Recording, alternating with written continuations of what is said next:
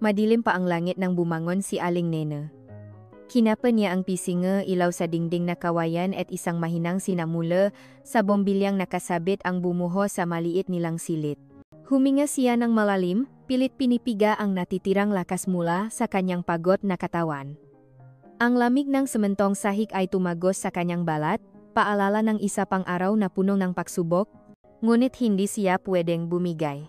Sa kabilang dako ang pinagsamang sala at tulugan, mahimbing na natutulog ang kanyang 5 munting anghel, si Mangga, ang panganay na mahilig tumulong, si Bongbong, ang tahimik pero mapanuring binatilyo, si Perlas, ang dalaginding na mahilig magbasa ang lumang libro, si Kulas, ang pasaway pero masayahing bibo, at si Bulaklak, ang bunso na pinakamaliit sa lahat, ang mainosente nilang hininga ang nagbigay sa kanya ng dahilan para lumaban. Napaubos si Bulaklak. Mahina lang, pero sapat na para makpatindig balahibo kay Aling Nena. Lumapit siya sa bunso. Dinama ang noo nito. Mainit pa rin. Ang ubo nito ay tila tinik na kumakaskas sa kanyang lalamunan. Ilang araw na itong may lagnat at ubo, at ang maliit nilang ipon ay unti-unti nang nauubos sa gamot na walang epekto. Anak, gusto mo ngang tubig? Bulong niya, habang hinahaplos ang buhok ng bata. Mahinang umungol si Bulaklak. Bumalik si Aling Nena sa kusina, kung saan handa na ang mga sangkap para sa kanyang panindang kakanin. Kamote Q, banana Q, at turon. Ito ang kanilang ikinabubuhay, ang araw-araw niyang laban sa kalyeng tondo. Habang binabalatan ang saging at kamote, gumugulong ang luha sa kanyang pisngi. Hindi ito luhang pakadismaya sa kahirapan, kundi luhang pait mula sa kawalan ng magawa para sa kanyang anak. Ang tunong pakayot niyok ay tanging naririnig. Sa bawat galawng kanyang kamay, bumabalik ang sakit sa puso niya. Noon, siya, si Thea isang aspiring medical student na punong pangarap. Ngayon, siya si Aling Nena, ang ina ng 5 na nabubuhay sa araw-araw na pagdarasal na sana ay sumapat ang bawat sentimo. Bakit? Bakit niya kailangang dumanas ng ganito? Ang tanong na ito ay paulit-ulit na bumabalik sa bawat paghinga niya, sa bawat pagod na nararamdaman niya. Nay, ang aga niyo po? Bunga ni Mangga, kalalabas lang mula sa pinaksamang kwarto. Mayroon pa itong muta sa mata, pero gising na ang diwa. Gising na pala ang panganay ko. Pilit siyang ngumiti. Pinunasan ang luha. Malapit na tayong mahandang ang paninda. Tahimik na tumulong si Mangga sa paghihiwangang saging. Alamang dalaga ang pinagdaraanan ng ina. Hindi man sila nagsasalita. Ramdam niya ang bigat sa balikat ng ina. Ramdam din niya ang paaalala ni Aling Nena sa kanyang makapatid, lalo na kay Bulaklak. Nay, okay lang po ba si Bulaklak? Tanong ni Mangga, habang iniaabot ang mahiniwang saging. Napabuntong hininga si Aling Nena. Medyo mainit pa rin siya. Pero gagaling din yan, anak. May pag-aalinlangan sa kanyang boses. Habang nagluluto si Aling Nena, narinig niya ang boses ni Aling Meli, ang kanilang kapitbahay, na sumisigaw mula sa labas. Aling Nena, gising na ba kayo? May balita ako. Lumabas si Aling Nena, may bahid na pagtataka sa mukha. Bakit po, Aling Meli? Ang aga pa po Naku, ito na nga, may notice na galing sa munisipyo. Ay relocate na raw ang kabahayan dito sa Riles. Sa isang buwan, kailangan na nating umalis. Bulalas ni Aling Meli. Hawa ang isang nakarolyong papel na may tata ng munisipyo. Biglang nanlami ang buong katawan ni Aling Nena. Ang kawalan ng pera para sa gamot ng anak, ngayon naman ay ang banta ng kawalan ng tirahan. Wala na silang ibang malipatan. Wala na siyang ibang pakakakitaan kung malayo sila sa kanilang kinagisnan. Saan niya dadalhin ang 5 anak niya? Paano na kami, Aling Meli? Saan kami pupunta? Tanong niya. Nanginginig ang boses. Sabi nila, mayroon daw tutulong sa atin. May abogado raw na makakatulong para sa tamang proseso at matulungan tayong makakuhang tamang pwesto. Attorney de la Vega daw ang pangalan, sagot ni Aling Meli, sabay abot ng isang maliit na papel na may nakasulat na pangalan at address. Kilala ko ang kasamahan niya, mabait daw yan. Nangingini ang makamay ni Aling Nena nang hawakan ang papel. Ati, Marco de la Vega. Isang pangalan na matagal nang inilibing sa pinakamalalim na sulok ng kanyang puso. Isang pangalan na nakdala ng pinakamalaking sakit at pagbabago sa kanyang buhay. Ang lalaking dahilan kung bakit siya naging Aling Nena, ang lalaking nagiwan sa kanya at nagpahirap sa kanya ng buong buhay niya. Tumingin siya sa papel, kasabay ng pagtaas ng laknat ni Bulaklak, na ngayon ay umaatungal na sa sakit. Ang sigaw ng kanyang anak ay sumasabay sa sigaw ng kanyang puso. Ito ang huling patak ng pag-asa. Ito ang tanging paraan. Pwede siyang magmatigas, pwede siyang magpakataas ng pride, pero hindi niya kayang ipagsapalaran ang buhay ng nga anak niya. Ang tingin niya ay lumipat mula sa pangalan sa papel patungo sa naghihingalong si Bulaklak. Pagkatapos ay sa apat pa niyang anak na ngayon ay unti-unti nang nagigising. Naramdaman niya ang matinding pagkahabag at pagmamahal. Naramdaman niya ang pihati ng isang inang walang magawa. Ang pride niya ay gumuho, nabasag sa libu-libong piraso. Pinikit ni Aling Nena ang kanyang nga mata, isang butil ng luha ang dumausdo sa pisngi niya. Handa siyang lunukin ang lahat ng pait, lahat ng sakit, para sa kanila. Nakatayo si Aling Nena sa harap ng salamin, hawak ang pinakamaganda niyang damit. Isang lumang ngunit malinis na bestida na binili niya pa sa ukay-ukay. Pinilit niyang pakalmahin ang nanginginig niyang nga kamay. Ang pagpunta sa opisina ni Attorney Marco de la Vega ay parang pahakbang sa ibang mundo. Isang mundong matagal na niyang kinalimutan, isang mundong puno ng sakit at pagtataksil. Ngunit ang ubo ni Bulaklak na patuloy, na gumagambala sa kanyang patulog ay mas malakas pa sa kanyang pag-atubili. Nay, saan po kayo pupunta? Tanong ni Mangga, nakakagising lang. May aasikasuhin lang si nanay, anak. Sandali lang ako, pilit siyang ngumiti, kahit na nagalap ang dibdib niya sa kaba. Ang biyahe mula Tondo patungong Makati ay isang paglalakbay sa pagitan ng dalawang makaibang universo. Mula sa makipo at maingay na eskinita, sa mga naglalakihang gusali na halos abo na ang ulap. Ang bawat hakbang ni Aling Nena ay tila pahabang sa isang dayuhang lupa. Ang hangin sa Tondo ay amoy usok at alikabok. Sa Makati, amoy mamahaling pabango at aircon. Ang mga tao sa Tondo ay nagmamadali, nagpupumilit mabuhay. Sa Makati, naglalakad sila ng may tiwala sa sarili, suot ang mga mamahaling kasuotan. Nang makarating siya sa harap ng De La Vega Law Offices, napatigil si Aling Nena. Isang matayo na gusali na gawa sa salamin at bakal. Ang pangalan ng kumpanya ay nakasulat sa malalaking gintong letra, kumikinang sa sikat ng araw. Para siyang isang langgam na pumasok sa pugat ng ngaleon. Huminga siya ng malalim, pilit inaalala ang makamuha ng kanyang nga anak para sa kanila. Para sa kanila. Pumasok siya sa loop. Ang lamig nga aircon ay agad na bumalot sa kanya. Kasabay ng moing bagong karpet at mamahaling kape. Ang lobby ay maluwang. May mga modernong upuan at mga abstract na pinta sa dingding. May isang magandang babay sa reception desk. Nakangiti ng pilit. Good morning po. May appointment po kayo? Tanong ng resepsyonis, na may bahit ng pagtataka sa kanyang boses habang tinitingnan ang simpleng suot ni Aling Nena. Magandang umaga. Wala po, pero kailangan ko pong makausap si Attorney de la Vega. Tungkol po sa relocation ng mabahay sa Tondo, sagot ni Aling Nena, pilit pinatatak ang boses. Ah, ganun po ba? May kasama po ba kayo? Bago pa makasagot si Aling Nena, may lumabas mula sa isang opisina.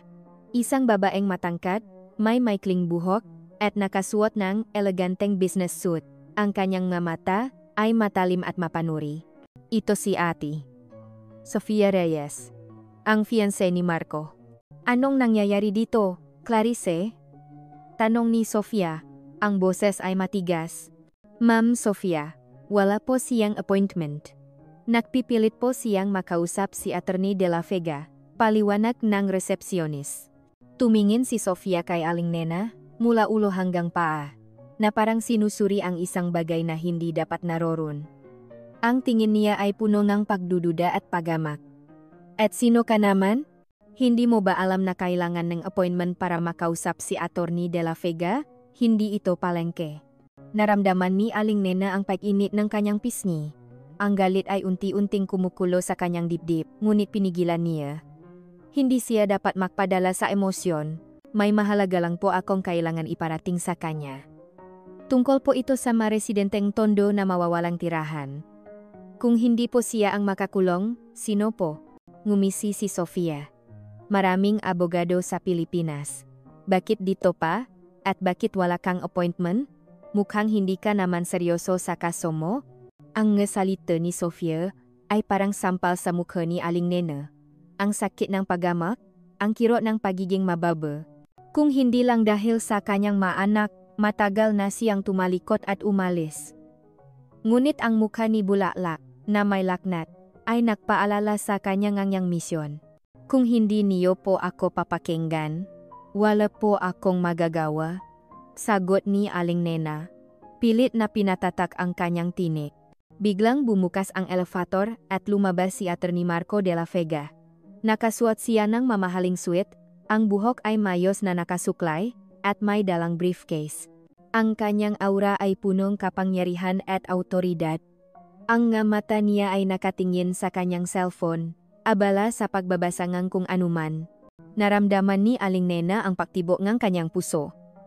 Ito siya. Ang lalaking nagpabago sa kanyang buhay? Ang lalaking nag-iwan sa kanya. Walang pagbabago sa kanyang itsura? Mas guwapo pa nga yata. Ngunit ang kanyang puso ay nanatiling bato. Naglakad si Marco patungo sa kanila, hindi man lang tiningnan ang mataong nasa lobby. Nang dumaan siya sa harap ni Aling Nena, bahagya siyang tumingin, isang mabilis na sulyap na walang pakilala. Walang bahid ng pakilala sa kanyang mamata. Para siyang isang estranghero na naglalakad sa tabi niya. Naramdaman ni Aling Nena ang matinding sakit, ang painang pagkalimot. Ang katotohanang hindi siya nito naalala ay mas masakit pa sa paghama ni Sofia. Para siyang isang multo, isang alaala na burado, nasa kanyang isipan. Marco, darling, nandito ka na pala, bungat ni Sofia, sabay hawak sa braso ni Marco. Good morning, Sofia. May problema ba? Tanong ni Marco, sa wakas ay tumingin kay Aling Nena, ngunit ang kanyang tingin ay blanko. May napipilit kasing makausap ka ng walang appointment. Hindi ko maintindihan kung bakit hindi nila maintindihan ang proseso, reklamo ni Sofia, habang tinitingnan si Aling Nena ng may pagama. Tumingin si Marco kay Aling Nena, ang kanyang mata ay nanatiling walang ekspresyon. Ano po ang kailangan niyo? Tanong niya, ang boses ay profesional at walang emosyon. Pinilit ni Aling Nena na mahing kalmado. Attorney, ako po si Aling Nena. May problema po kami sa Tondo, sa relocation ng Negamaga Bahay. Narinig ko po na kayo ang makakatulong. Tiningnan ni Marco ang kanyang asistan. Clarissa, bigyan mo siya ng form para sa legal aid. I-schedule mo siya sa susunod na available slot. Pero kailangan niyang dumaan sa tamang proseso. Pero attorney, kailangan po namin ng agarang tulong. May notice na po kami, pilit ni Aling Nena. Lahat pong kaso ay dumadaan sa proseso, ma'am. Hindi po kami nabibigay ng special treatment, sagot ni Marco, ang kanyang tono ay matigas. Kung seryoso po kayo, punan niyo po ang form at hintayin ang tawag namin. Naramdaman ni Aling Nena ang matinding galit at pagkadismaya. Ngunit wala siyang magawa. Lumunok siya at tumango. Opo, attorney. Salamat po. Kinuha niya ang form mula kay Clarice. Ang kanyang kamay ay nanginginig. Habang pinupunan ang form, naramdaman niya ang mata ni Sofia na nakatingin sa kanya. At sa bawat pagpuno niya ng impormasyon, pangalan, address, petsa ng kapanganakan, naramdaman niya ang isang bahagi ng kanyang sarili na unti-unting namamatay. Nang matapos siyang magpuno, ibinigay niya ang form kay Clarissa. Tumalikot siya upang umalis, ngunit narinig niya ang boses ni Marco. Clarissa, pakibigay sa akin ang file ng kasong ito. Gusto kong tingnan, utos ni Marco. Narinig ni Aling Nena ang pagbuklat ng papel. Pagkatapos ay ang boses ni Marco, may bahid ng pagtataka. Aling Nena, Tondo. Napatigil si Aling Nena. Nagtatago ba siyang pakilala? O sadyang nagtataka lang siya sa pangalan at lugar? May problema po ba, Marco? Tanong ni Sofia, na ngayon ay nasa tabi na ni Marco. Ang kanyang tingin ay mapanuri, nakatingin sa file na hawak ni Marco. Nakatitig si Attorney Marco de la Vega sa fila na hawak niya. Aling Nena, Tondo. May problema po ba, Marco? Tanong ni Sofia Reyes, Ang kanyang tinik ay may bahid ng pagtataka at pagdududa. Lumapit siya, sinisilip ang dokumento sa kamay ni Marco. Wala. May kakaiba lang sa kasong ito, sagot ni Marco, pilit pinananatili ang profesional na tono. Ngunit sa loob niya, may kakaibang kaba na hindi niya may paliwanag. Hindi niya maintindihan kung bakit, pero ang pangalan ni Aling Nena ay tila may nagpaparamdam sa kanya. Bumalik si Marco sa kanyang opisina. Ang maluwang at modernong espasyo ay tila lalong lumiliit sa kanyang pakiramdam. Ibinaksa niya ang file ni Aling Nena sa kanyang mesa at umupo sa kanyang swivel chair. Ang mamata niya ay nakatitik sa folder na parang may sikreto itong itinatago. Binuksan niya ang file. Ang unang pahina ay ang form na pinunan ni Aling Nena. Nakasulat doon ang kanyang buong pangalan, Nena Santos, petsa ngang kapanganakan, address sa Tondo, at ang bilang ng kanyang nga anak, 5. Napahawa si Marco sa kanyang sentido. Ang mga mata ni Aling Nena, ang pagod sa kanyang muha, pero may matinding pagmamahal sa kanyang mga mata, at ang pagiging matatag niya, sa kabila ng lahat. May kakaiba sa kanya, isang bagay na tila pamilyar, ngunit hindi niya may lagay kung saan. Sinimulan niyang basahin ang detalye ng kaso. Ang pagpapaalis sa mga residenteng Riles sa Tondo, isang malaking development project. Ito ay isang tipikal na kaso na madalas niyang hawakan, ngunit mayroong kakaiba sa kasong ito. Habang binabasa niya ang nga detalye, may malarawan na nagpaalala sa kanya ang isang bagay. Ang mabahay na gawa sa kahoy at yero, ang makipot na eskinita, ang nga batang naglalaro sa kalye. Isang eksena na tila nakita na niya nun, ngunit hindi niya matandaan kung saan. Biglang sumagi sa isip niya ang isang gabi, malamig ang hangin, ang tunog ng gitara, ang halahak ng isang babae, ang amoy ng sariwang hangin at damping ng hamok, Baguio. Isang gabi sa Baguio, matagal na ang nakalipas. Isang gabi na puno ang alak at musika. Isang gabi na halos burado na sa kanyang alaala. Pilit niyang inalala. May isang babae. Maganda. May mga mata na tila may bitbit na libu-libong kwento. Ngunit ang mukha niya ay malabo. Ang pangalan niya ay hindi niya maalala. Ang lahat ay tila isang panaginip, isang alaala na pilit niyang tinatago sa pinakamalalim na bahagi ng kanyang isip. Nang gabing iyon, nagising siya sa isang hotel room na mag-isa. Mayroong isang sulat na nakalagay sa bedside table. Ngunit hindi niya ito binasa. Nakmadali siyang umalis, pilit binubura ang lahat ng nangyari. Ang kanyang pamilya ay naghihintay sa kanya, at hindi siya maring makaroon ng anumang eskandalo. Ngayon, habang tinitingnan niya ang file ni Aling Nena, ang piraso ng alala ay unti-unting nakduduktong.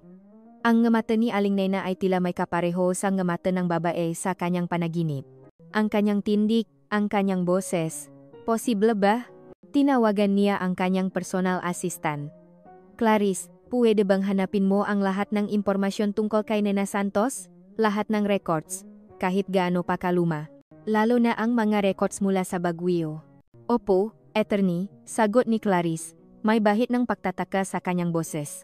Kinagabihan, sa hapagkainan nga de la Vega, ang amoy nga mahaling pagkain ay bumalot sa malaking dining room. Si Don Ramon de la Vega, ang kanyang ama, ay nakaupo sa dulo ng mesa. Ang kanyang mukha ay seryoso. Si Doña Elena de la Vega, ang kanyang ina, ay nakaupo sa tabi niya, eleganteng-elegante. At sa tabi ni Marco, si Sofia, na nakangiti ng matamis. Marco, napausapan na namin ang kasal ninyo ni Sofia, simula ni Don Ramon, ang kanyang boses ay malalim. Gusto namin na maging engrande ang kasal. Ito ang magiging simbolo ng pakakaisa ng dalawang pinakamakapangyarihang pamilya sa bansa. Tama ang iyong ama, anak, dagdag ni Doña Elena. Ang kasal na ito ay hindi lang para sa inyo. Ito ay para sa ating reputasyon, sa ating pangalan. Kailangan nating ipakita sa lahat na ang pamilya de la Vega ay nananatiling matatag at makapangyarihan. Naramdaman ni Marco ang bigat ng kanilang nga salita. Ang kanyang buhay ay tila isang chess game, at siya ay isang piyesa lamang na inililipat sa bawat galaw ng kanyang nga magulang. Ang kanyang kasal kay Sofia ay isang business transaction, hindi isang pagpiling ang puso. Naintindihan ko po, Papa, Mama, sagot ni Marco, pilit na ngumiti. At Marco, Mayroon akong naririnig na may makaso kang hinahawakan na hindi angkop sa ating estado, sabi ni Don Ramon, ang kanyang tingin ay matalim. Huwag mong pabayaan ang iyong reputasyon. Ang makasong ganyan ay para sa mga baguhan, hindi sa isang De La Vega. Papa, trabaho ko po iyon, depensa ni Marco. Alam ko, anak, pero may makaso na dapat mong tanggihan, lalo na kung ang makliyente ay galing sa hindi angkop na lugar. Sabi ni Doña Elena, may bahid ng pagama sa kanyang boses. Alam ni Marco na si Aling Nena ang tinutukoy nila. Ang kanyang puso ay kumirot. Ang kanyang nga magulang ay hindi nababago. Ang kanilang mundo ay umikot lamang sa kapangyarihan at pera. Huwag po kayong maalala, Mama. Alam ko po ang ginagawa ko, sagot ni Marco. Pilit na pinipigilan ang kanyang galit. Pagkatapos ngang hapunan, bumalik si Marco sa kanyang kwarto. Ang mga salita ng kanyang nga magulang ay umalingaw-ngaw sa kanyang isip. Ang kanyang buhay ay tila isang gintong hawla. Mayroon siyang lahat ng gusto niya, ngunit wala siyang kalayaan. Binuksan niya ang kanyang laptop at sinimulan niyang mag-research tungkol kay Nena Santos. Ngunit ang lahat ng kanyang nakita ay generik na impormasyon, walang personal na detalye. Walang lumabas na anumang koneksyon sa Baguio. Para siyang naghahanap ng karayom sa dayami. Ang kanyang pakabagabag ay lalong lumalim. Bakit niya nararamdaman ito? Bakit siya abalang-abala sa isang kliyente na hindi niya naman dapat bigyan ng ganoong atensyon? Biglang nag-vibrate ang kanyang cellphone. Isang anonymous message. Binuksan niya ito. Isang blurred na litrato. Isang lalaki at isang babae. Nakatalikod, magkahawak kamay. Sa isang lugar na tila Baguio. Ang lalaki ay may pamilyar na tindig. At ang babae. Naramdaman ni Marco ang paglamig ng kanyang dugo. Ang babae sa litrato ay may mahabang buho, at ang kanyang tindig ay tila si Aling Nena. Ang araw sa tondo ay tila naglalabas ng apoy. Sa bawat pag-aabang ni Aling Nena, ramdam niya ang init na tumatagos sa kanyang sinalas, umaayat sa kanyang mabinti, at bumabalot sa kanyang buong katawan.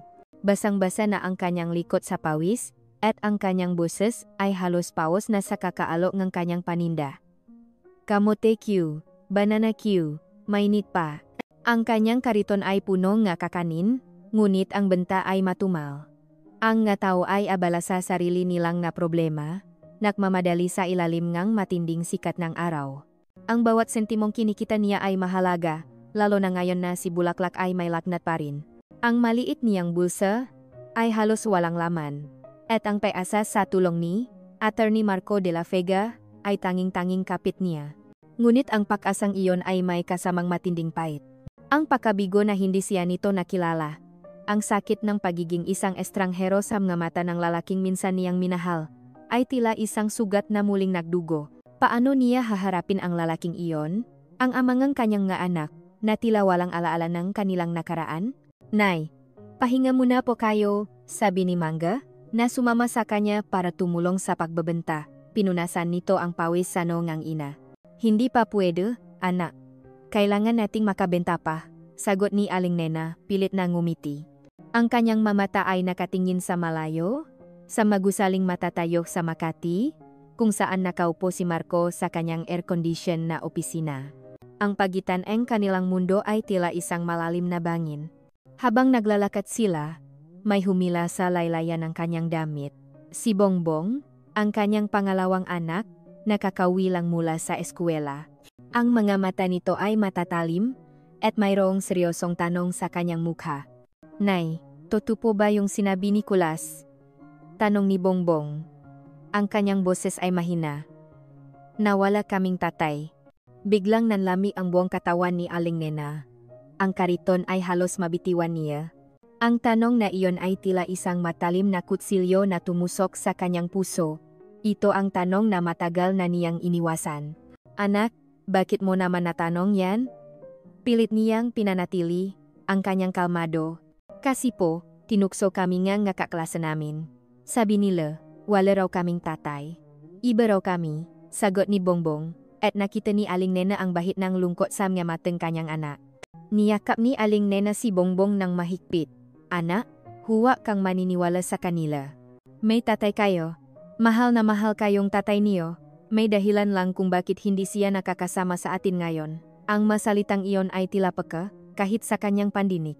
Paano niya sasabihin sa kanyang anak na ang kanilang ama ay isang estranghero sa kanya? Isang estranghero na nag-iwan sa kanila sa gitnang kawalan? Naramdaman niya ang matinding sakit. Ang alaala ng mapanahong siya ay nag-iisa, buntis, at pinandidirihan ng kanyang sariling pamilya. Ang masalitang disgrasyada, at wala kang silbi, ay umalingaw-ngaw sa kanyang isip. Ang matingin ng pagamak mula sa makapitbahay. Ang magabi na umiyak siya ng tahimik, nagdarasal na sana ay matapos na ang lahat. Ngunit sa bawat pagluha, sa bawat sakit, ang kanyang pagmamahal sa kanyang mga anak ay lalong lumalalim. Sila ang kanyang lakas. Sila ang kanyang dahilan. Hindi niya hahayaang maranasan ng kanyang nga anak ang sakit na naranasan niya. Hindi niya hahayaang masira ang kanilang kinabukasan dahil sa nakaraan niya. Nay, okay lang po ba kayo? Tanong ni Bongbong, na ngayon ay nakatingin na sa kanya ng may paalala. Pilit siyang ngumiti. Opo, anak. Okay lang si nanay. Halika, tulungan mo ako sa pagbebenta. Kinagabihan, habang mahimbing na natutulog ang kanyang mag-aanak, tahimik na nakaupo si Aling Nena sa sulok ng kanilang maliit na bahay. Ang ilaw ay mahina, at ang tanging naririnig ay ang mahinang pahinga ng kanyang maanak. Tinitigan niya ang bawat isa sa kanila. Si Mangga, na may malalim na pag-isip, si Bongbong, na may matatalim na mata, si Perlas, na may pangarap sa kanyang ngalabi, si Kulas, na may ngiti sa kanyang muha, at si Bulaklak, na mahimbing na natutulog. Ang kanyang maliit na kamay ay nakahawak sa kanyang kumot. Sila ang kanyang mundo. Sila ang kanyang buhay. At para sa kanila, handa siyang gawin ang lahat. Handa siyang lunukin ang kanyang pride. Handa siyang harapin ang lalaking nakdulot sa kanya ang matinding sakit. Handa siyang magpanggap na walang nakaraan, para lang sa kapakanan ang kanyang nga anak. Ang kanyang cellphone, isang luma at sirang ngunit, ay biglang nakring. Nagulat si Aling Nena. Bihira lang may tumatawag sa kanya. Kinuha niya ito. Isang hindi pamilyar na numero. Hello? Tanong niya. Ang kanyang boses ay nag-aalinlangan. Good evening po, Ma'am Nena Santos. Ito po si Clarice, mula sa De La Vega Law Offices. Pinatatawag po kayo ni Attorney De La Vega para sa isang meeting bukas ng umaga, alas 10. Tungkol po sa kaso niyo sa Tondo, sabi ngang boses sa kabilang linya. Naramdaman ni Aling Nena ang pagtibok ng kanyang puso. Ang pagtawa na ito ay tila isang paanyaya sa isang labanan. Isang labanan na kailangan niyang harapin, kahit na ang kanyang kalaban ay ang amo ng kanyang nga anak. Sipo, pupunta po ako, sagot niya, pilit pinatatak ang kanyang boses. Ibinaba niya ang telepono. Tiningnan niya ang kanyang nga anak, na mahimbing na natutulog. Ang kanilang nga inosenteng mukha ay nagbigay sa kanyang lakas. Para sa kanila. Para sa kanila. Biglang narinig niya ang mahinang boses ni Bulaklak. Tatay, gusto kong tatay. Napayakap si Aling Nena sa kanyang sarili. Ang masalitang iyon ay tila bumiyak sa kanyang puso. Ang kanyang bunso, na walang kamalay-malay sa lahat ng pinagdaraanan niya, ay nangangarap ng isang ama. Kasabay nito, sa labas ngang kanilang bahay, sa dilim ngang gabi, may isang kotse na tahimik na nakaparada. Si Attorney Marco de la Vega ay nakaupo sa loop, nakatiti sa maliit na bahay ni Aling Nena. Pinuntahan niya ang Tondo para personal na tingnan ang sitwasyon ng kaso, ngunit ang kanyang nga mata ay nakatuon lamang sa isang bahay. Nakita niya si Aling Nena na nakaupo sa labas, yakap-yakap ang sarili. At pagkatapos, nakita niya si Bulaklak na lumabas ng bahay, at niyakap si Aling Nena. Ang pagmamahal sa pagitan ngang magina ay malinaw na nakikita, kahit sa dilim. Naramdaman ni Marco ang isang kakaibang init sa kanyang dibdib. Isang pakiramdam na matagal na niyang hindi naramdaman. Isang pakiramdam ng pamilya. Isang pakiramdam ng pagiging ama. Hindi makatulog, si Attorney Marco de la Vega. Ang larawan sa kanyang cellphone ay patuloy na bumabalik sa kanyang isip. Ang malabong figura ng isang babae na may mahabang buhok kasama siya sa Baguio. At ang tingin ni Aling Nena nang una silang makita sa opisina. May koneksyon. Ramdam niya. Pero paano? Kinaumagahan, maaga siyang nagtungo sa tondo. Hindi niya ipinaalam kay Clarice, ang kanyang asistan, na pupunta siya ron. Kailangan niyang makita mismo ang sitwasyon, ang lugar kung saan nakatira si Aling Nena. Kailangan niyang malaman kung bakit tila may bumubulong sa kanya na ang babaeng ito ay hindi lamang basta kliyente. Nang makarating siya sa tondo, bumaba si Marco mula sa kanyang mamahaling SUV. Ang amoy ng sariwang hangin sa Makati ay napalitan ng amoy ng usok, pawis, at basura. Ang mata ng gataw ay nakatingin sa kanya, puno ng pagtataka. Ang kanyang business suite ay tila isang estranghero sa lugar na ito. Naglakad siya sa makipot na eskinita, hinahanap ang address na nakasulat sa file. Ang bawat hakbang niya ay tila pahakbang sa ibang dimensyon. Ang bahay ay dikit-dikit, gawa sa pinaktak-pitakping kahoy at yero. Ang batang naglalaro sa kalye ay walang sapin sa paa, ngunit puno ng tawa. Nang makarating siya sa harap ng maliit na bahay ni Aling Nena, napatigil si Marco. Narinig niya ang tawanan mula sa loop. May isang maliit na tindahan sa harap ng bahay, may nakasabit na makakanin. Kamote Q, banana Q.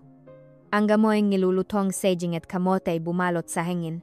Lumabas si Bulaklak, ang bunso, may bahit pa rin ng ubo, ngunit nakangiti. Bit-bit nito ang isang malaking tasa ng tubig. Sinundan siya ni Nicolas, na may hawak na bola. At pagkatapos lumabas si Perlas, na may hawak na libro, at si Bongbong, na may seryosong mukha. Napansin si Marcong magabata. Naktago si Bulaklak sa likod ni Perlas. Ate, sino po siya? Bulong ganito. Lumapit si Marco. Pilit ng gumiti. Magandang umaga, mga bata. Nandito ako para kausapin ang nanay ninyo. Ako si Attorney Marco de la Vega. Lumabas si Aling Nena, may hawak na sandok. Ang kanyang mata ay nanlaki nang makita si Marco, nagulat, nagalit, at may bahit ng takot. Attorney de la Vega, bakit po kayo nandito? Tanong ni Aling Nena. Ang kanyang boses ay may bahit ng pagkataranta. Nandito ako para i-assess ang sitwasyon, Aling Nena. Kailangan kong makita mismo ang lugar para sa kaso ninyo, sagot ni Marco, pilit na pinananatili ang kanyang profesionalismo. Ngunit ang kanyang mata ay hindi mapakali, nakatingin sa mga bata. Biglang lumapit si Bulaklak, na tila naakit sa kurbata ni Marco. Hinawakan nito ang kanyang kurbata, at ngumiti ng matamis. Kuya, ang ganda po ang kurbata niyo. Naramdaman ni Marco ang isang kakaibang init sa kanyang dibdib. Ang ngiti ni Bulaklak ay tila pamilyar. Parang nakita na niya ang ngiting iyon nun sa isang taong mahalaga sa kanya. Bulaklak. Lumayo ka diyan. Galit na sabi ni Aling Nena, sabay hila sa bata. Nay, anong masama doon? Reklamo ni Bulaklak. Pasensya na po, attorney, sabi ni Aling Nena, ang kanyang muka ay namumula sa hiya. Masyado lang pong makulit ang nga anak ko. Ngumiti si Marco. Okay lang po, Aling Nena. Maganda silang bata. Habang nag-uusap sila, lumapit si Bongbong. Matatalim ang mga mata nito, at mayroong tanong na nakasulat sa kanyang muha. Tinitigan niya si Marco, na parang sinusuri ang bawat galaw nito. Attorney de la Vega, simula ni Bongbong, ang kanyang boses ay seryoso. Totoo po ba na matutulungan niyo kami na hindi kami mawalan ng tirahan? Nagulat si Marco sa tanong. Oh anak, iyon ang trabaho ko. Sisiguraduhin ko na hindi kayo mawawalan ng tirahan. Pero, bakit po?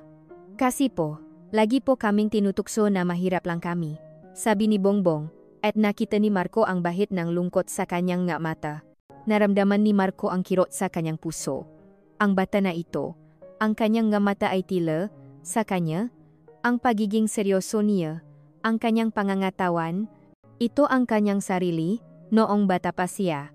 Isang flashback ang bumalik sa kanyang isip. Ang kanyang ama, na laging sineseryoso ang lahat ng bagay.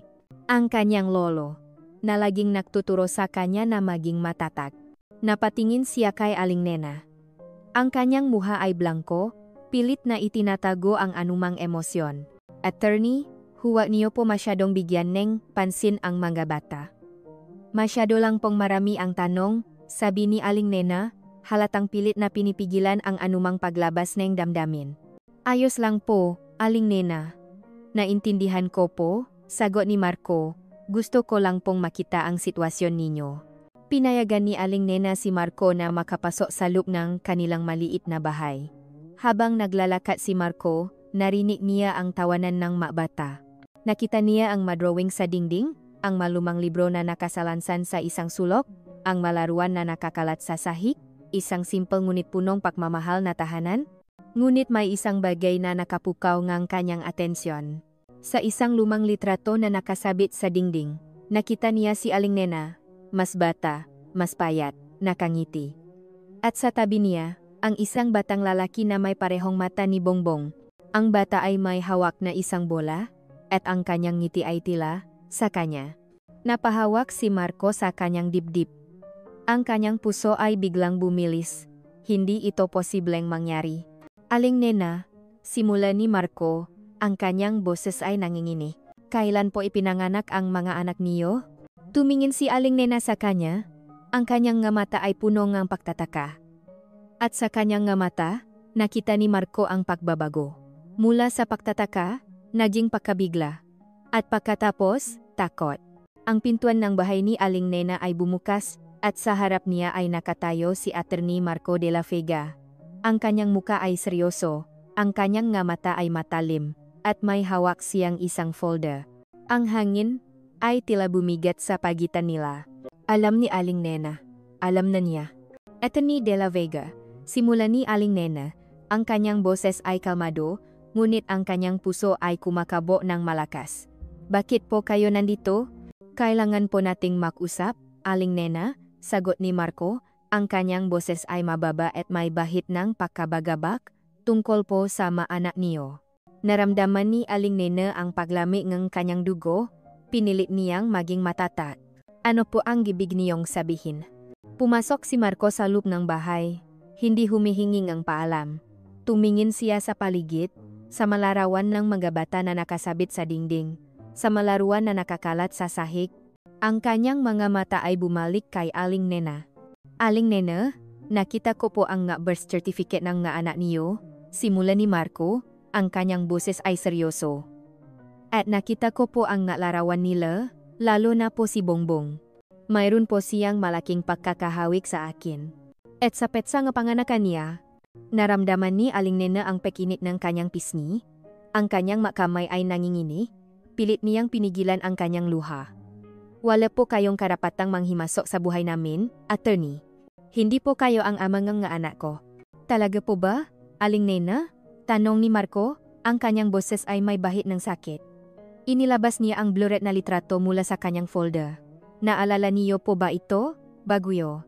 Isang gabi, matagal na ang nakalipas. Nang makita ni Aling Nena ang litrato, biglang gumuho ang kanyang depensa. Ang maalaala ng gabing iyon ay bumalik sa kanya, sariwa at masakit. Ang pagmamahalan, ang pangako, at ang pagtataksil. Hindi ko po alam ang sinasabi niyo, pilit niyang tanggi, ngunit ang kanyang boses ay nanginginig. Aling Nena, huwag na po tayong makunwari, sabi ni Marco, ang kanyang mata ay punong pihati. Alam ko po na may nangyari sa atin sa Baguyo. Hindi ko man po maalala ang lahat, pero ang nga mata nga anak niyo, lalo na si Bongbong, at ang petsangang kapanganakan nila. Hindi po ito coincidence. Biglang bumuhos ang luha sa mata ni Aling Nena. Ang sakit na matagal na niyang inilibing ay biglang bumalik, mas matindi kaysa dati.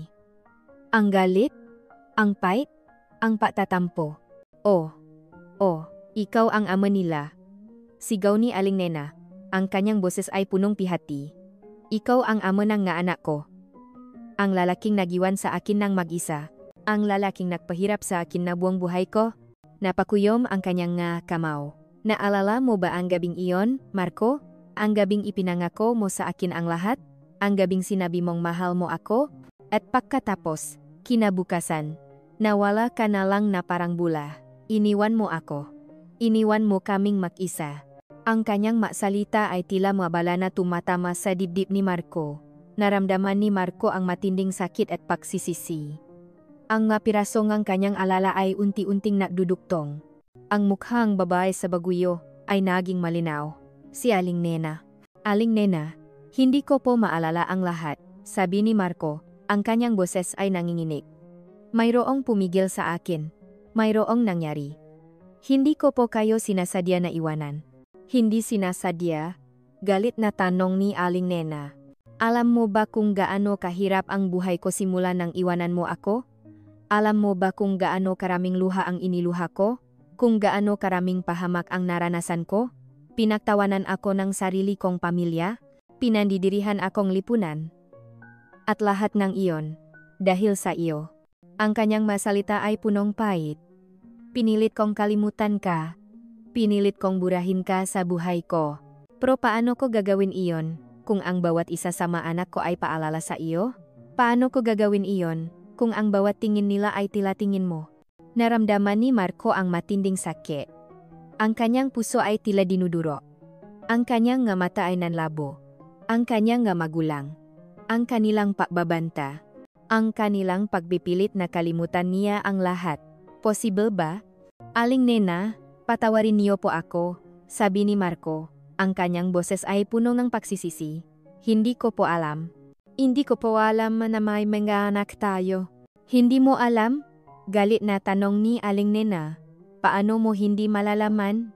Hindi ka ba nagtaka kung bakit bigla akong nawala? Hindi ka ba nagtaka kung bakit hindi na ako nagpakita? O sadyang hindi mo lang ako pinansin? Dahil isa lang akong simpleng babae na nakilala mo sa Baguio? Ang kanyang nga salita ay tumago sa puso ni Marco. Ang kanyang pagiging mayaman at may kapangyarihan ay tila walang silbi sa harap ng sakit na idinulot niya. Aling Nena, bigyan niyo po ako ang pakakataon. Pakiusap ni Marco. Gusto kong bumawi. Gusto kong maging ama sa mga anak ko. Ama? Ngumisi si Aling Nena. Ang kanyang mamata ay puno ngang pait. Matagal ka nang wala, Marco. Matagal na kaming nag-isa. At ngayon, bigla kang babalik at sasabihin mong gusto mong maging ama? Nasaan ka nang kailangan ka namin? Nasaan ka nang naghihirap ako? Biglang bumukas ang pintuan ng silid. Si Bongbong ay nakatayo doon. Ang kanyang mga mata ay malaki at punong mang pagtataka. Narinig niya ang lahat. Ang kanyang muka ay namumutla. Nay, sino po siya? Tanong ni Bongbong, ang kanyang boses ay nangingini. Nagulat si Aling Nena. Hindi niya napansin na may nakikini. Niyakap niya si Bongbong ng mahigpit. Anak, wala yan. Bumalik ka sa loob.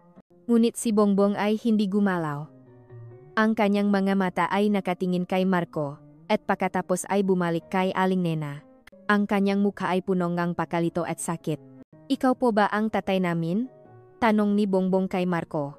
Naramdaman ni Marco ang matinding sakit sa kanyang dibdib. Ang inosenteng mukhang kanyang anak, ang kanyang tanong, ang kanyang puso ay tila dinuduro. Anak. Simula ni Marco, ngunit hindi niya alam kung ano ang sasabihin. Tumayo ka diyan, Marco. Galit na sabi ni Aling Nena. Wala kang karapatang mapakita sa kanila.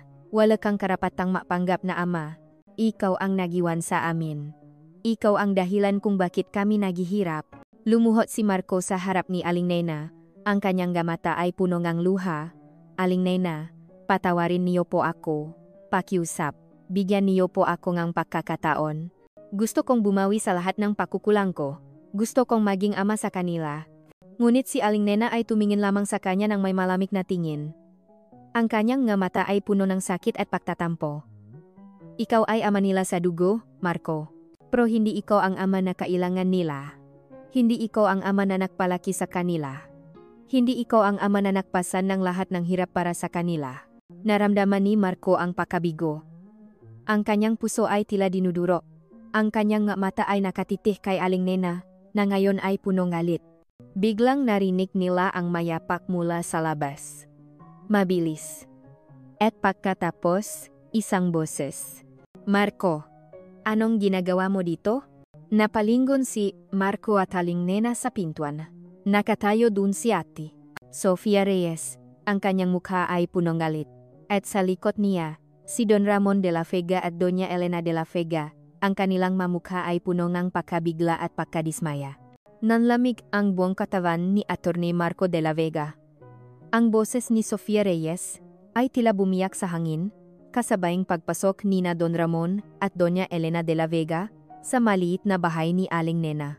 Ang kanilang mga mukha ay puno ng pagkabigla at pagkadismaya nang makita si Marco na nakaluhod sa harap ni Aling Nena habang si Bongbong ay nakatayo sa isang sulok na mumutla. "Marco, anong ginagawa mo dito?" Galit na tanong ni Sofia, ang kanyang mamata ay nagliliyap sa selos at pagtataka. "Anak, tumayo ka diyan.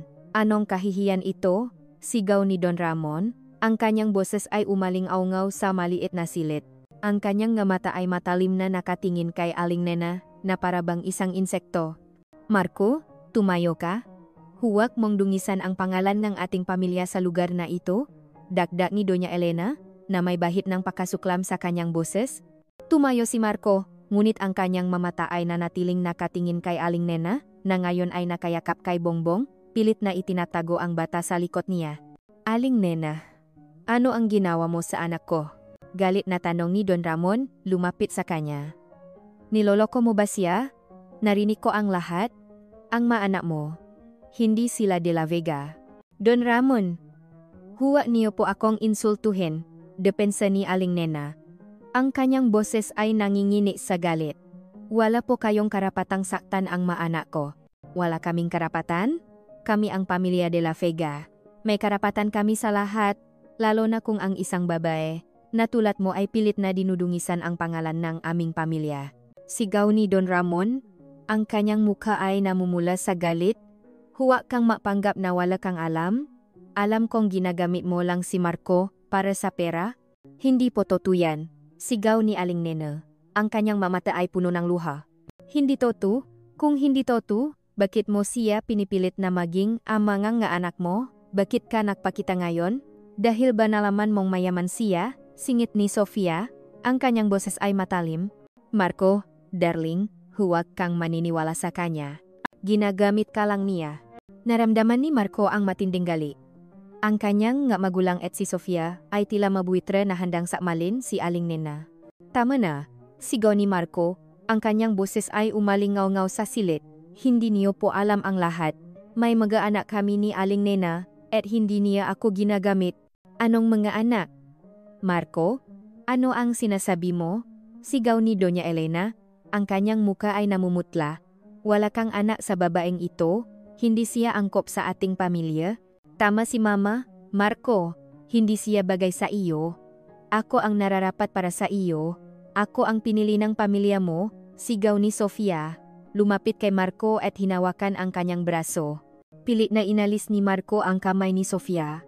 "Hindi niyo po naiintindihan. May mga anak ako, at sila ang pamilya ko. Marco, huwag kang mapadala sa emosyon. Ang babaeng ito ay isang manggagamit. Gusto niya lang ang pera natin." Sigaw ni Don Ramon. "Kung hindi ka lalayo sa kanya, tatanggalin kita sa kumpanya. Hindi ka na de la Vega." Naramdaman ni Marco ang matinding sakit. Ang kanyang pamilya, ang kanyang sariling dugo, ay handang itakwil siya para sa kanilang reputasyon. Ngunit ang kanyang nga mata ay nakatingin kay Aling Nena, na ngayon ay umiyak na, yakap-yakap si Bongbong. "Tama na po, tama na," sigaw ni Aling Nena, ang kanyang boses ay basat. "Wala po akong kailangan sa inyo. Umalis na po kayo sa bahay namin. Hindi kami aalis hanggat hindi ka lumalayo sa anak ko." Sigaw ni Don Ramon. "Kung hindi mo siya iiwan, sisiguraduhin ko na wala kang matitirhan. At kukunin ko ang maanak mo." Biglang may isang matandang babae ang lumabas mula sa likod ng bahay. Si Manang Rosa, ang matagal ng kasambahay ng Madela Vega, na tila nagtatago sa isang sulok, nakikinig sa lahat. Ang kanyang mukha ay namumutla, at ang kanyang nga mata ay punong luha. "Tama na po, Don Ramon. Doña Elena. Tama na po ang kasinungalingan," sigaw ni Manang Rosa. Ang kanyang boses ay nanginginig. Nagulat ang lahat. Tumingin si Don Ramon at Doña Elena kay Manang Rosa, ang kanilang nga mukha ay punong pagkabigla. "Manang Rosa, anong ginagawa mo dito?" sigaw ni Doña Elena. "Hindi ko na po kayang itago ang katotohanan.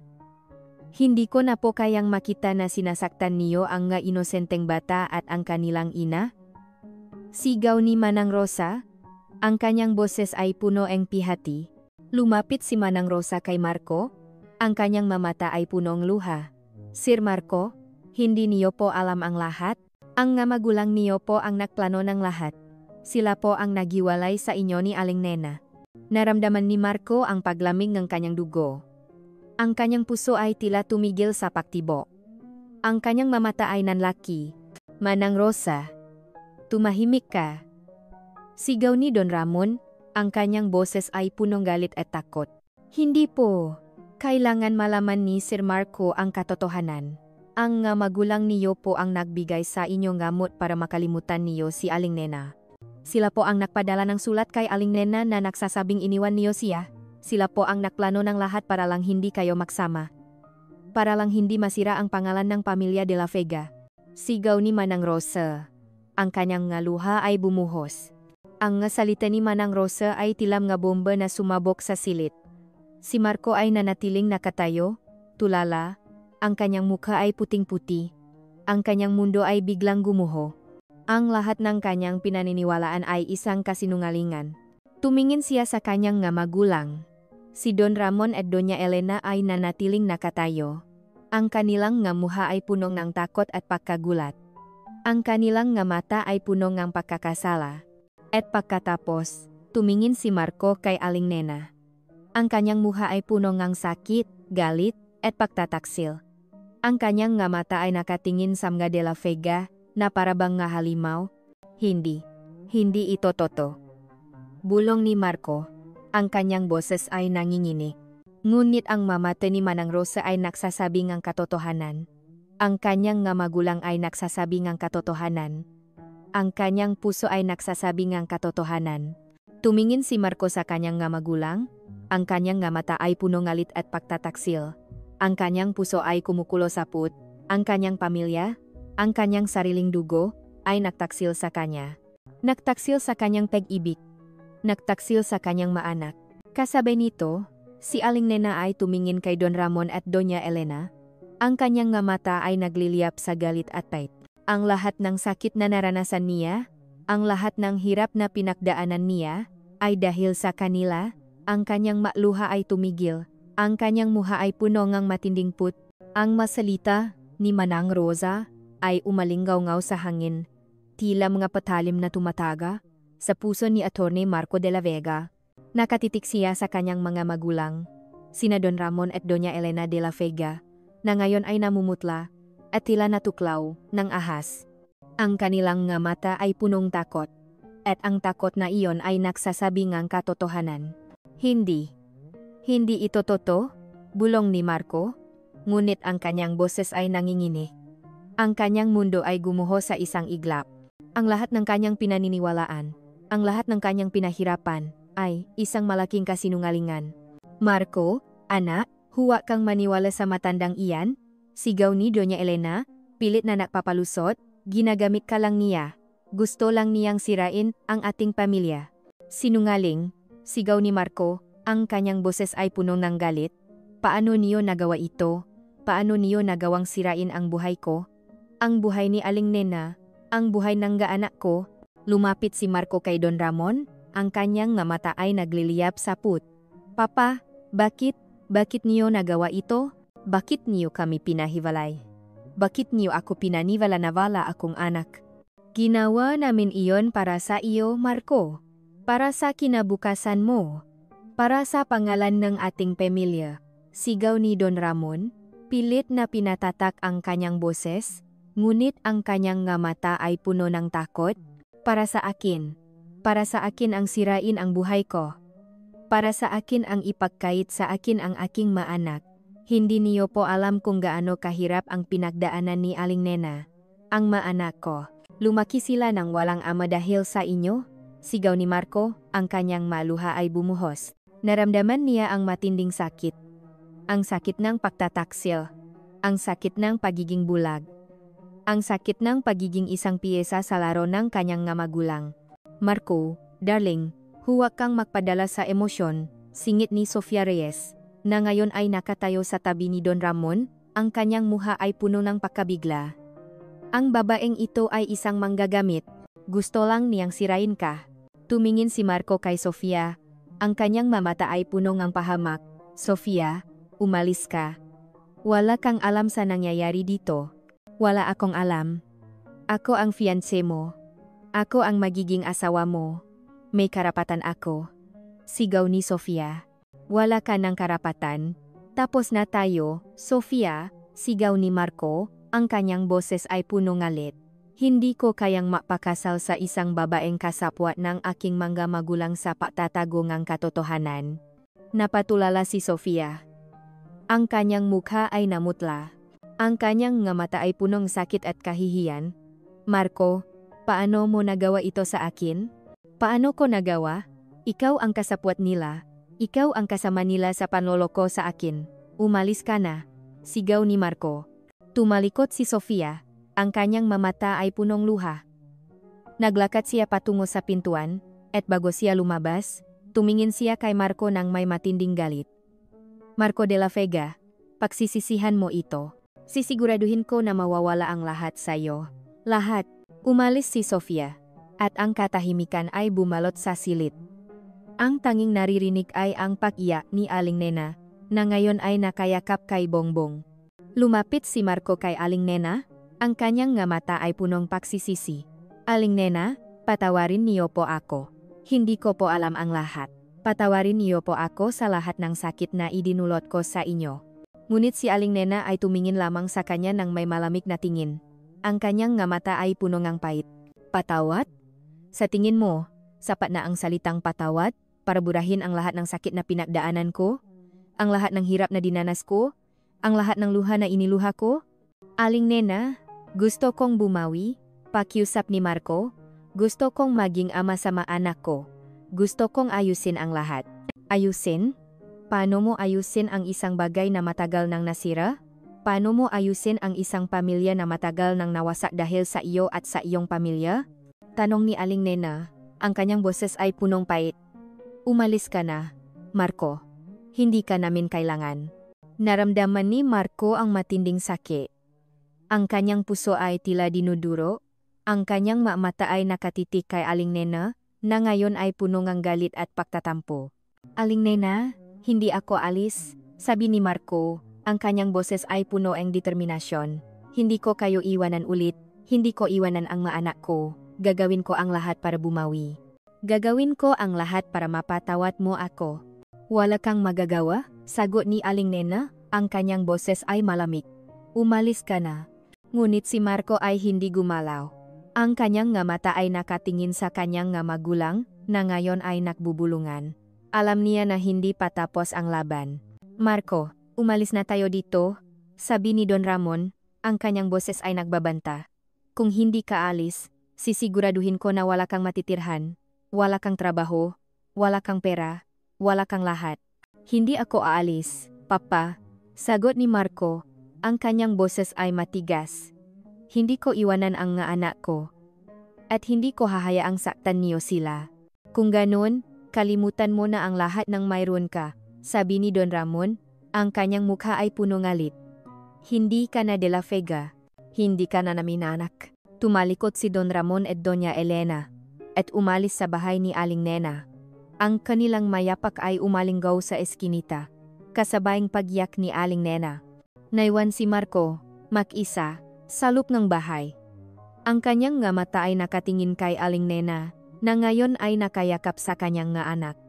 Ang kanyang puso ay puno ng sakit at pagsisisi. Ngunit mayroon ding determinasyon. Alam niya na hindi magiging madali. Alam niya na kailangan niyang harapin ang galit ni Aling Nena, kailangan niyang harapin ang pagtataksil ng kanyang pamilya, kailangan niyang harapin ang mundo. Ngunit para sa kanyang nga anak, handa siyang gawin ang lahat.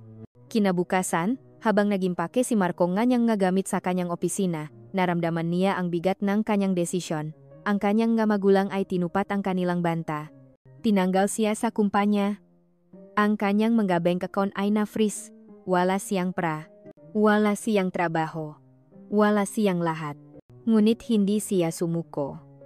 Ang kanyang nga mata ay nakatingin sa larawan ng kanyang nga anak sa kanyang cellphone. Sila ang kanyang lakas. Sila ang kanyang dahilan. Biglang nagring ang kanyang cellphone. Isang hindi pamilyar na numero. Sinagot niya ito. Attorney de la Vega, ito po si Attorney Sofia Reyes. Sabi ngang boses sa kabilang linya, Ang kanyang boses ay puno ngang pagamak. Gusto ko lang po kayong ipaalam na nag-file na po kami ngang kaso. Kaso para sa custody nga anak niyo. At sisiguraduhin ko na mananalo kami. Sisiguraduhin ko na wala kang matitira. Naramdaman ni Marco ang paglami ng kanyang dugo. Ang kanyang mata ay nanlaki. Ang laban ay nagsisimula pa lang. Ang bawat hakbang ni Aling Nena patungo sa kote ay tila pahakbang sa isang hukay. Ang lamig nga aircon sa look ng gusali ay hindi nakatulong para pawiin ang panginginig ng kanyang kamay. Sa tabi niya, si Attorney Marco de la Vega, na ngayon ay hindi na ang makapangyarihang abogado ng de la Vega Law Offices, kundi isang lalaking halos walang-wala. Ngunit may matinding determinasyon sa kanyang mamata. Ayos lang po ba kayo, Aling Nena? Tanong ni Marco, ang kanyang boses ay mababa. Tumingin si Aling Nena sa kanya. Ang pait sa kanyang puso ay naroon pa rin. Ang sakit ng nakaraan ay sariwa pa.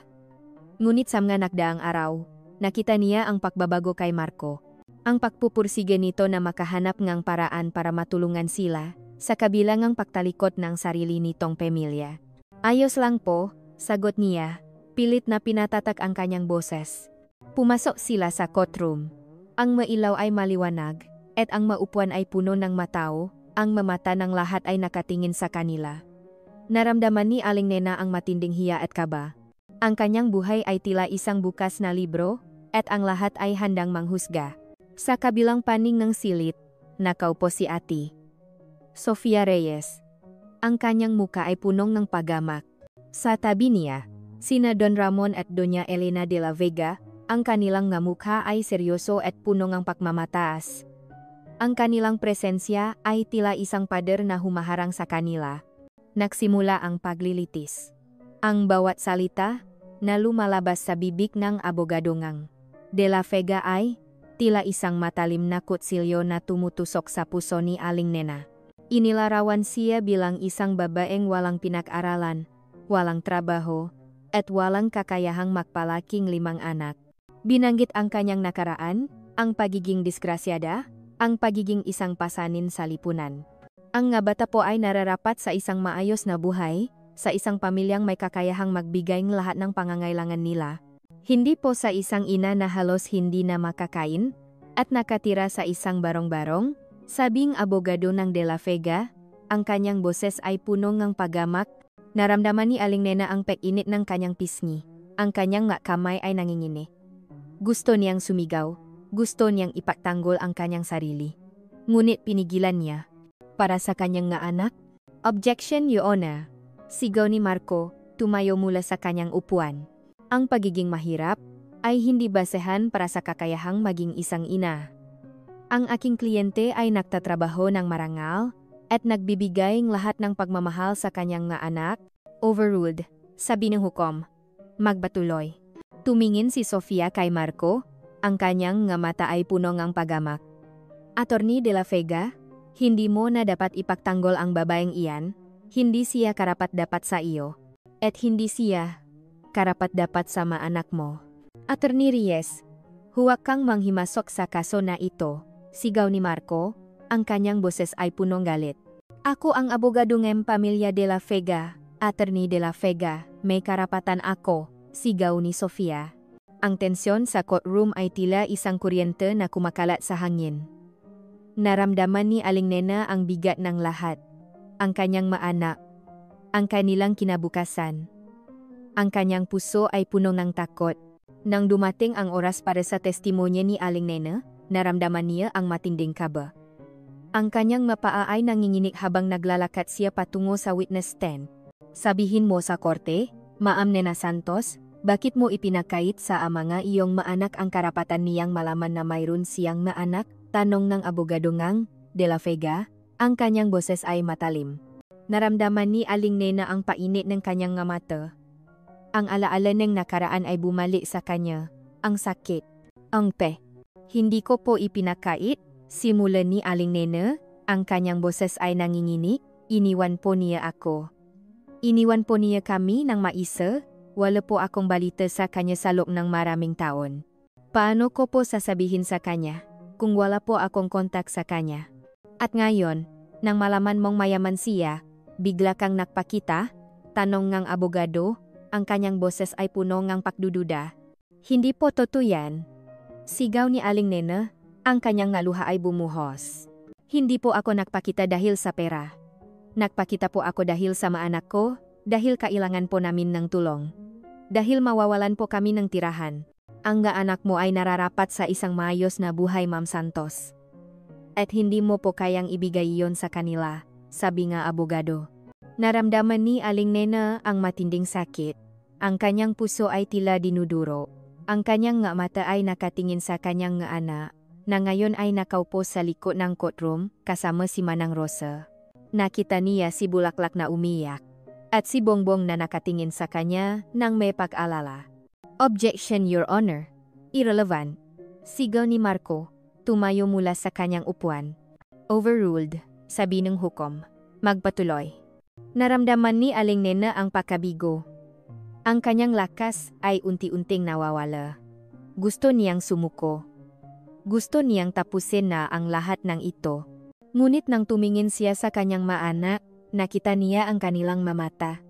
Ang kanilang mamata ay punong mapag-asa, puno ngang tiwala, puno ngang pagmamahal. At nakita niya ang nga mata ni Marco, na puno nga terminasyon. Huminga si Aling Nena ng malalim. Hindi siya susuko. Hindi niya hahayaang masira ang kinabukasan ng kanyang nga anak. Your Honor, simula ni Aling Nena, ang kanyang boses ay matatag, hindi po ako mayaman. Wala po akong pinaaralan, pero mahal na mahal ko po ang nga anak ko.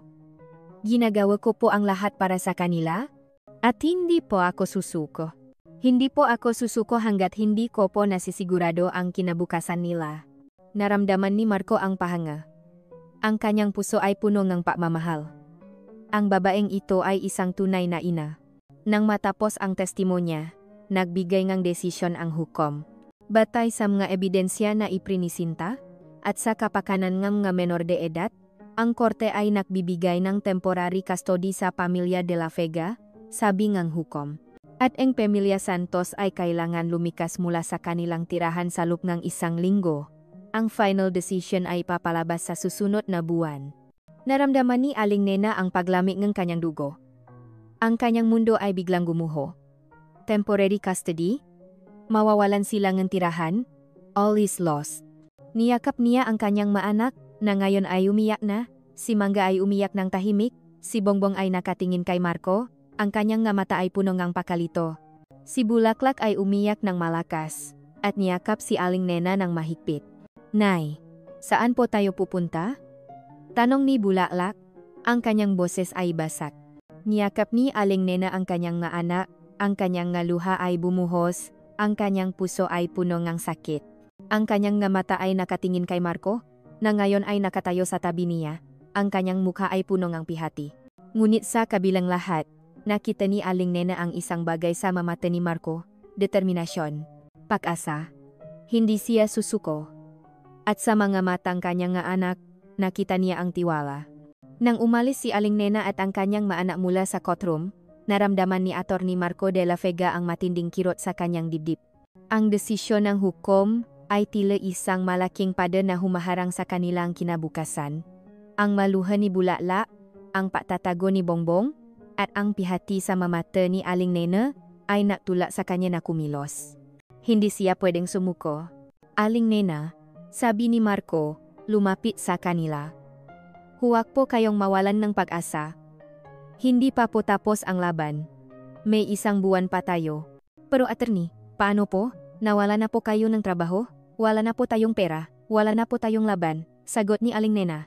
Ang kanyang boses ay basak. Hindi po tayo susuko, sabi ni Marco. Ang kanyang boses ay puno ng determinasyon. Gagawin ko po ang lahat. Para sa inyo. Para sa mga anak ko. Kinabukasan, si Marco ay naglakad sa mga kalye nga tondo, ang kanyang suwit ay puno ng likabok, at ang kanyang nga pa ay pagod na. Nagsimula siyang magtrabaho.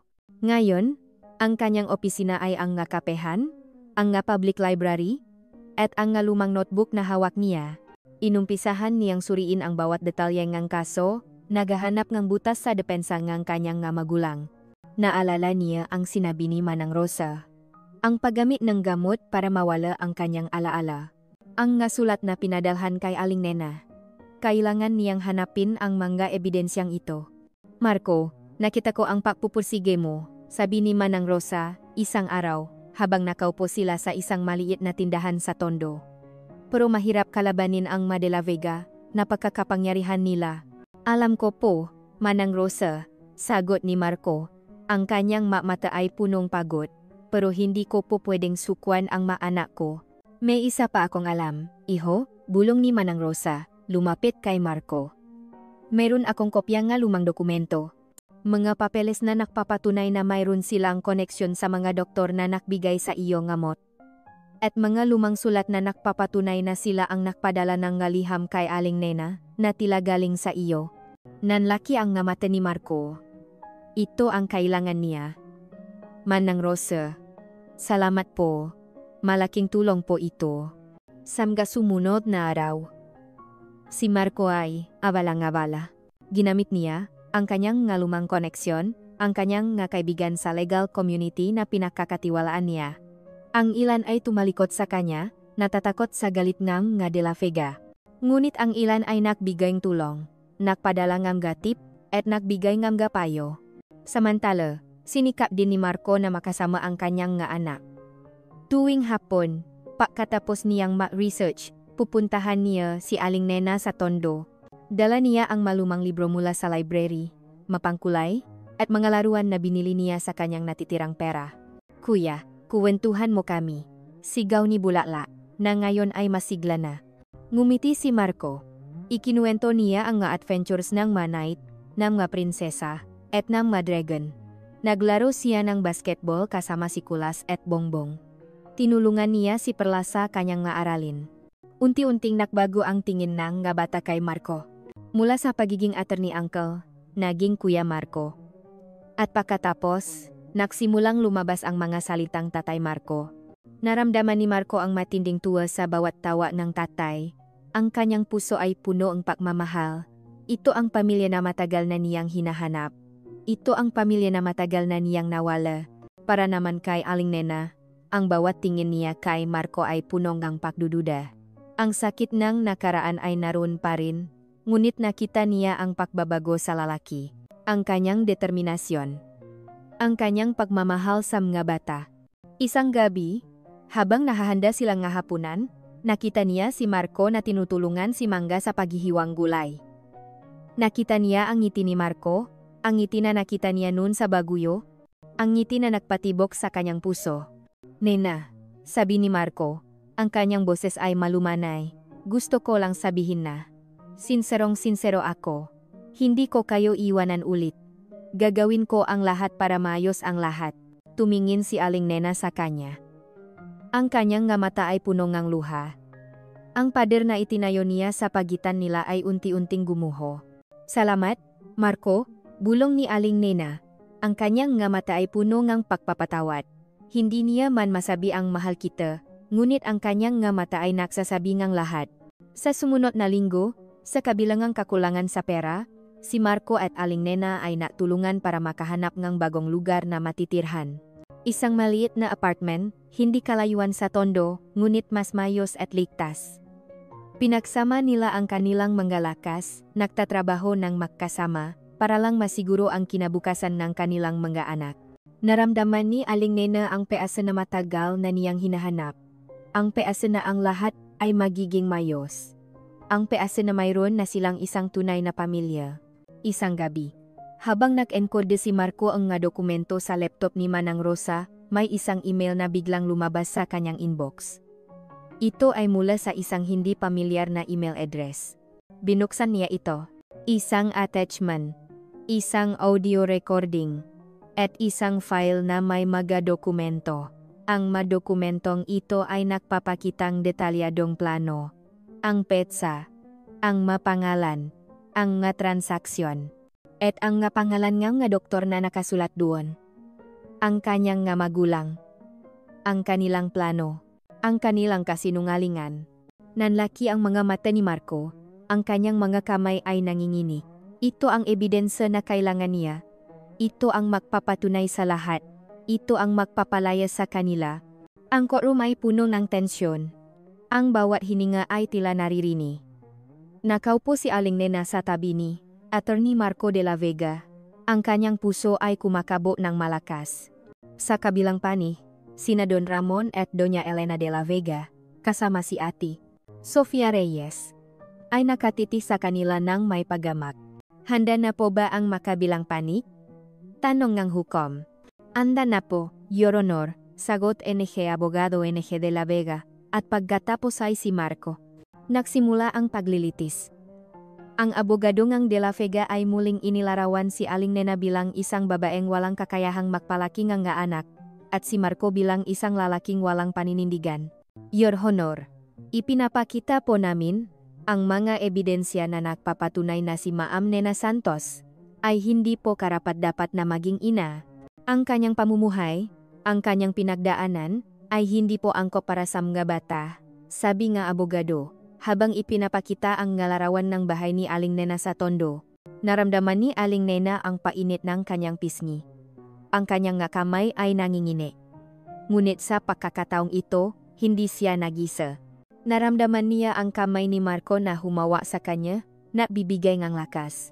Objection, Your Honor, sigaw ni Marco, tumayo mula sa kanyang upuan. Ang pagiging mahirap ay hindi po basehan para sa kakayahang maging isang ina. Ang aking kliyente ay nagtatrabaho ng marangal at nagbibigay ng lahat ng pagmamahal sa kanyang maanak. Overruled? Sabi ng hukom? Magpatuloy? At ngayon, Your Honor, ipapakita po namin ang tunay na dahilan kung bakit nakahiwalay si Attorney Marco de la Vega at si Ma'am Nena Santos. Sabi ni Marco, ang kanyang boses ay matatak. Mayroon po kaming ebidensya na nagpapatunay na ang pamilya de la Vega ang nasa likod ng lahat. Nagulat ang lahat. Tumingin si Don Ramon at Doña Elena kay Marco, ang kanilang nga muka ay puno ng takot. Your Honor, ipinapakita po namin ang mga dokumento at audio recording na nagpapatunay na ang pamilya de la Vega, sa pamumuno ni na Don Ramon at Doña Elena de la Vega, ay nakplano na paghiwalayin si Attorney Marco at si Ma'am Nena Santos, sabi ni Marco, habang ipinapakita ang mga ebidensya. Mayroon po silang koneksyon sa mga doktor na nagbigay ng gamot kay Attorney Marco para makalimutan niya ang lahat. At sila rin po ang nagpadala ng nga sulat kay Ma'am Nena, na tila galing kay Attorney Marco, na nagsasabing iniwan niya siya. Ang courtroom ay biglang nagulo. Ang mga tao ay nagbubulungan. Si Don Ramon at Doña Elena ay nanatiling nakaupo, ang kanilang mamuka ay puting-puti. Si Sofia ay nakatingin kay Marco ng may matinding galit. Ito po ang testimonya ni Manang Rosa, ang matagal ng kasambahay ng pamilya de la Vega, na napapatunay sa lahat ng ito, dagdag ni Marco, at lumabas si Manang Rosa mula sa likod ng courtroom. Ang kanyang nga mata ay punong luha. Nagsimulang magsalita si Manang Rosa. Ang kanyang boses ay nanginginig. Ngunit punong katotohanan. Inilarawan niya ang lahat ng nangyari, ang plano ng mga de la Vega, ang paggamit ng gamot, ang masulat, ang kanyang masalita, ay tila mga bala na tumatama sa dibdib ng mga de la Vega. Sinungaling. Sinungaling ang matandang iyan. Sigaw ni Doña Elena, tumayo mula sa kanyang upuan. Order in the court. Sigaw ng hukom. Nang matapos ang testimonya ni Manang Rosa, tumayo si Marco. Your Honor, ang kasong ito ay hindi lamang tungkol sa kastodi ng mga bata. Ito ay tungkol sa katotohanan. Ito ay tungkol sa pagmamahal. Ito ay tungkol sa isang pamilya na sinira ng kasinungalingan at kapangyarihan. Ang anak po ni Aling Nena ay may karapatan sa isang ama. At may karapatan po sila sa katotohanan. Ang kanilang ama ay narito, handang bumawi sa lahat ng pagkukulang niya. Handa siyang maging ama sa kanila, hindi dahil sa pera, kundi dahil sa pagmamahal, sabi ni Marco, ang kanyang nga mata ay punong luha. Tumingin si Marco kay Aling Nena. Ang kanyang nga mata ay punong pagmamahal at pagsisisi. Aling Nena, patawarin mo po ako. Patawarin mo po ako sa lahat ng sakit na idinulot ko sa iyo. Patawarin mo po ako sa lahat ng pagkukulang ko. Mahal na mahal ko po kayo. Mahal na mahal ko po ang mga anak natin. Naramdaman ni Aling Nena ang patibok ng kanyang puso. Ang kanyang nga luha ay bumuhos. Ang sakit ng nakaraan ay naroon pa rin, ngunit ang pagmamahal ni Marco ay tila isang gamot na napapagaling sa kanyang sugat. Your Honor, simula ni Aling Nena, tumayo mula sa kanyang upuan. Ang kanyang boses ay matatak, punong kapayapaan. Hindi po ako humihingi ng pera. Hindi po ako humihingi ng pahihiganti. Ang tanging hinihingi ko po ay ang karapatan ng anak ko na magkaroon ng isang ama. At ang karapatan namin na magkaroon ng isang pamilya. Ang pagmamahal po ay hindi nasusukat sa yaman o sa kapangyarihan.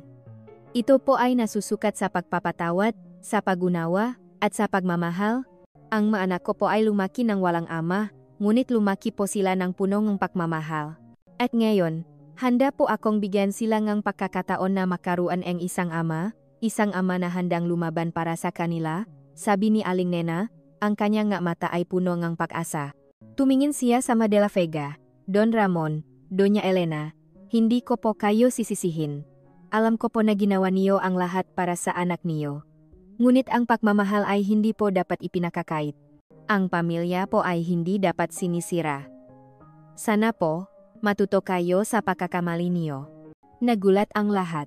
Ang De La Vega ay nanatiling nakaupo.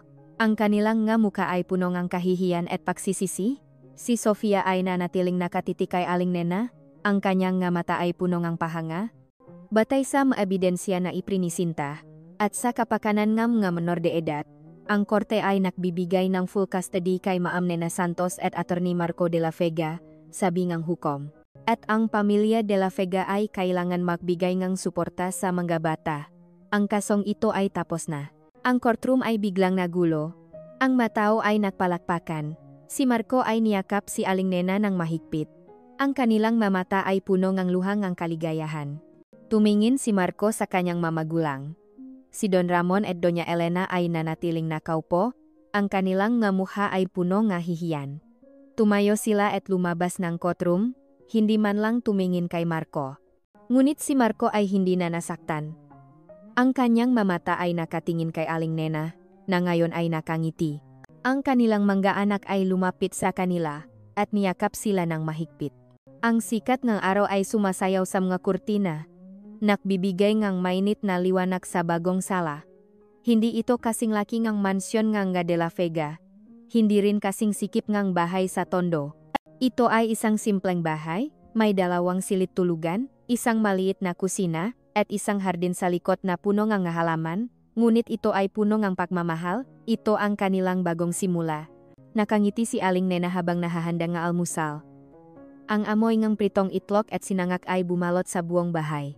Sa likod niya, si Attorney Marco de la Vega ay abala sa paggawang ng kape.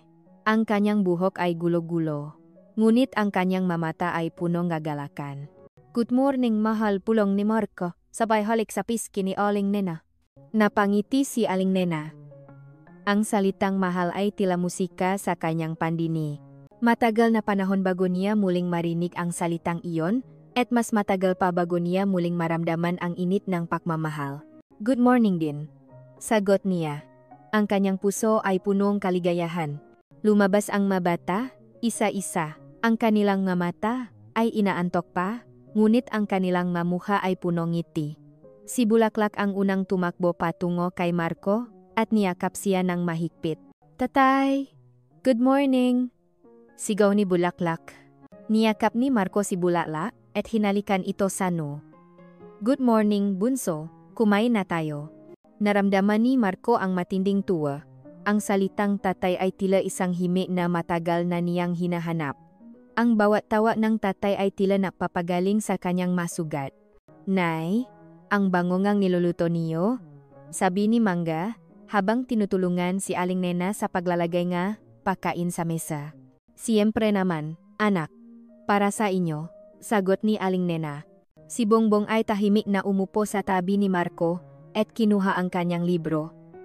Ngunit bago pa siya makapakbasa, hinawakan ni Marco ang kanyang kamay. Bongbong, pagkatapos ng almusal, tutulungan kita sa mat mo, ha? Sabi ni Marco. Ngumiti si Bongbong. Talaga po, tatay? Oo naman, anak, sagot ni Marco. Ang hapagkainan ay punong tawanan at kwentuhan. Ang mga bata ay nagkukwento tungkol sa kanilang pangarap, sa kanilang aralin, at sa kanilang laro. Si Marco at Aling Nena ay nakikinig, ang kanilang puso ay puno ng pagmamahal. Pagkatapos ng almusal, si Marco ay nagtungo sa kanyang maliit na opisina sa bahay. Hindi na siya isang abogado sa isang malaking law firm, ngunit patuloy siyang nagtatrabaho. Nagbibigay siyang legal aid sa mga mahihirap, sa mga taong tulad ni Aling Nena na walang boses. Marco, paano ka nagtatrabaho ng walang pera? Tanong ni Aling Nena, isang araw. Ngumiti si Marco. Hindi pera ang nagpapatakbo sa mundo, Nena. Pagmamahal, at mayroon tayong sapat niyan. Sa mga sumunod na buwan, unti-unting bumalik ang buhay sa normal. Si Aling Nena ay patuloy na nagbebentaeng kakanin, ngunit ngayon ay mayroon na siyang kasama. Si Marco ay tumutulong sa kanya, nagdadala ng nga paninda, at nakikipag-usap sa mga customer. Aling Nena, ang swerte mo naman kay Attorney Marco, sabi niyang isang kapitbahay. Ngumiti si Aling Nena. Swerte siya. Swerte siya na nahanap niya ang pagmamahal na matagal na niyang hinahanap. Swerte siya na mayroon na siyang isang tunay na pamilya. Isang araw, habang naglalakad sila sa kalye, nakita ni Aling Nena ang isang lumang ospital. Ang kanyang mata ay nanlabo. Ang alaala ng kanyang pangarap na maging doktor ay bumalik sa kanya. Nena, may problema ba? Tanong ni Marco. Wala, Marco. Naalala ko lang ang pangarap ko nun, sagot ni Aling Nena. Ngumiti si Marco. Hindi pa huli ang lahat, mahal. Kung gusto mo, tutulungan kitang mag-aral ulit. Pwede kang kumuha ng kursong nursing, o kaya maging medical technologist. Hindi pa huli ang lahat para sa pangarap mo? Niyakap ni Aling Nena si Marco ng mahigpit. Ang kanyang maluha ay bumuhos. Ang lalaking ito ay hindi lamang ang amang ng kanyang anak, kundi ang lalaking nagbibigay sa kanya ng pag-asa. Sa kabila ng lahat, ang pamilya de la Vega ay nanatiling tahimik, hindi na sila nagpakita. Hindi na sila nang himasok, may mga balita na si Don Ramon ay nagkasakit, at si Doña Elena ay abala sa pag-aalaga sa kanya. Si Sofia Reyes ay nagpatuloy sa kanyang karera, ngunit ang kanyang pangalan ay hindi nakasingkinang tulad ng dati. Isang gabi, habang nakaupo sila sa kanilang hardin, nakatingin sa magbituin, hinawakan ni Marco ang kamay ni Aling Nena. Nena, salamat, bulong ni Marco. Salamat sa pagpapatawad mo. Salamat sa pagbibigay mo sa akin pagkakataon. Salamat sa pagbibigay mo sa akin pamilya. Salamat din, Marco, sagot ni Aling Nena. Salamat sa paglaban mo para sa amin. Salamat sa pagiging ama sa mga anak natin, salamat sa pagmamahal mo. Ang kanilang mamata ay nagtakbo, at sa mamata ng bawat isa, nakita nila ang pagmamahal, ang pagpapatawad, at ang pag-asa. Ang kanilang kuwento ay isang patunay na ang pagmamahal ay hindi nasusukat sa yaman o sa kapangyarihan, kundi sa pagpapatawad, sa pag-unawa, at sa pagmamahal. Ang kanilang pamilya ay hindi perpekto. May mga sugat pa rin, may mga alaala pa rin ng sakit. Ngunit sa bawat araw, nagpapagaling sila. Sa bawat araw, lalong lumalalim ang kanilang pagmamahalan. Ang kanilang bahay ay punong tawanan ng mga bata, ng amoy ng nilulutong pagkain, at ng init ng pagmamahal. Ito ang kanilang bagong simula.